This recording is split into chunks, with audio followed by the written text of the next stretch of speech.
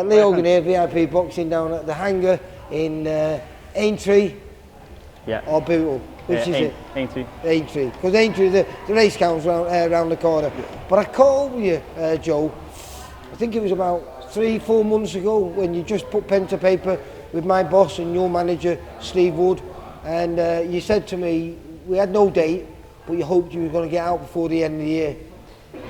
Yeah. Well, it is now, isn't it? It's the 15th of December. Yeah. You make your debut at the Adelphi Hotel in Liverpool. Yeah, looking forward to it. We've been pushing Steve, for a little while to try and get, out before the end of the year. Obviously, due to the age, I need to kind of get a move on and get the ball rolling really. But as I say, we've been kind of fell short a couple of times, and a lot of stuff with the board. You've got to jump through a lot of hurdles, haven't you? Yeah.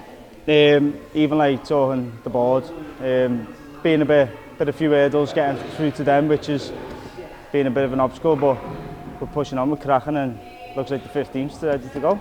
Well, I've been down here today, and it's been a busy day this morning. You had what would you call it, CrossFit? CrossFit, yeah. I've been training with them for a while now. Yeah, a bit of cardio, bit of everything. Yeah, weights, cardio, a lot. It's a lot of music. Yeah. And very cold. Very cold in here today. Yeah, you've got to warm yourself up. There's no heaters in here. Well, you were sweating by the end though, weren't you, mate? Yeah. And then you just gave me a little bit of pads and a little bit of bag work, showing me what you've been doing in preparations for the 15th, where you make your debut, like I said, the Adelphi. You've got a good opponent for you, especially for your debut. We've got Dale Arrowsmith. Yeah. Extremely experienced. I think he's 133 fights into his pro career now. Guy's fought numerous occasions on our shows. In fact, he fought last weekend against a very good kid called Bobby Faulkner.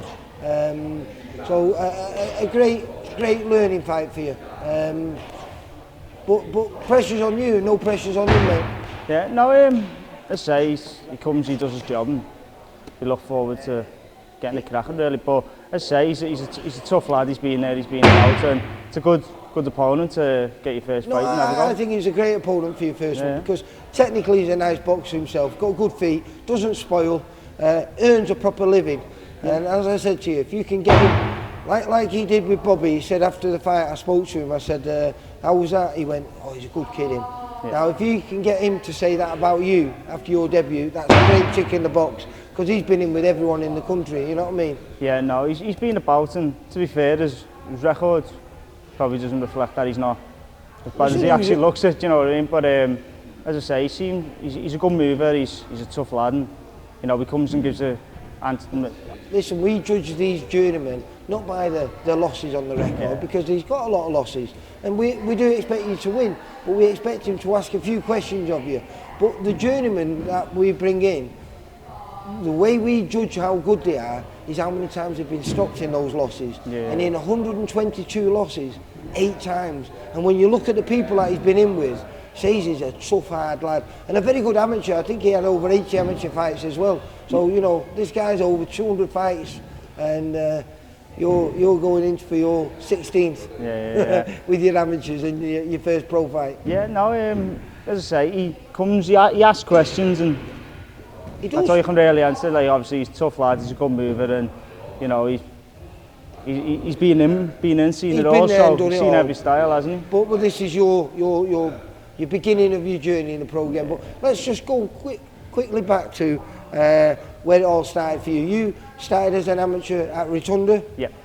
You had a few fights for them, had a little bit of a break, then you returned to the Rydale under Rob Butler at the Rydale. And I was really impressed, because in those 15 fights, 13 wins, mate. Yeah. That's a good record, mate, in amateur boxing. Yeah, it's sometimes you don't get a look at the draw with decisions, do you? But you've got to kind of just go and do what you can do, you know what I mean, as much as you can. I've four good kids, won the area twice and everything, so it's kind of like, it's one of them. I've seen a good few styles, more likely through sparring and stuff like that, so sparred good top lads all the time. Well, then tell me, who have you been sparring for preparation for this fight, mate? Because obviously this is a very, very important fight for you. For this, we've had a couple of lads come from down the Belvedere, lads that have been Then a couple of from Derby Lane, and then a lot of it through like the last Terry Needham was one of them. He fought him pro himself, Terry. Yeah. Mikey Endo, we've had a lot with him. We're in-house with him, you see, so me, Mikey and Lee, we just crack on. Because he's doing well in the bare knuckle game, isn't he? Well, he's jumping on. Sort of bare knuckle. Yeah, gloves on, but those are little ones. Little hybrid ones, but 4 ounce gloves, but he's kind of, he's a tough lad and offers a lot of questions, and he comes through, do you know what I mean? And we've brought lads in that have sparred from over the last few years, and he's been coming in doing jobs on them, so we kind of like, in the end, we kind of reverted to just keeping it with me and him in house really, and it's all clicked together. I was speaking to your coach, and he's been really happy because Lee Boyce, who you've sadly rudely brought in on his birthday today. I know, yeah. Well, you 41, did you say? Oh, we're keeping that off camera. We're keeping that off camera then. No. Yeah, he's 41. But yeah, you got him working away here. But he's genuinely excited, and he's excited because what he's been seeing in sparring, mate. So does that put a little bit of pressure on you with your coach high expectations of you? No. You like it?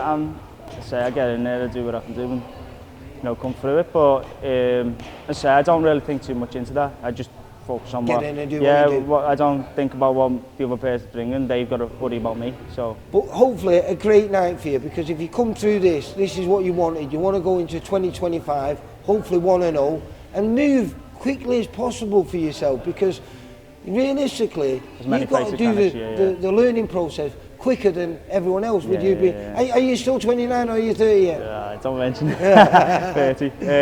So I say I get one. Obviously the one before the end of the year, and then hopefully have 5 or 6 next year, get as busy as I can really. It's so close to Christmas, this one, so it's one of them, but it's one that I get in there. Obviously I had a couple of things with the board, haven't I, but once next year comes, it's just kind of get rolling. You've been very busy, because since I last spoke to you, you're now a dad. And now a dad, You had a little girl, was it literally a few days ago? We gave another girl, Ophelia, she's Monday night, so I've been doing dad duties at the minute, night feeds.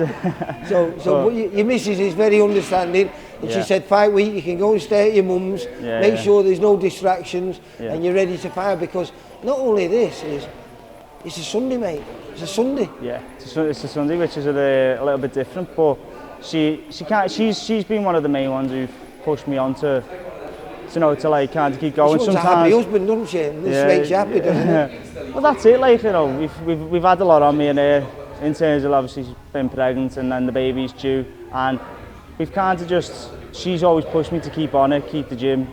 Sometimes the days you feel depleted, she kind of pushed me towards it. She can be supportive for you, because a happy fighter is a dangerous fighter. So if she can keep you happy outside of the ring, then I'm sure you'll keep yourself happy inside that, and we'll find that out on the 15th, which is a week on Sunday.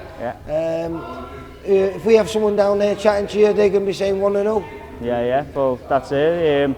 All goes to plan.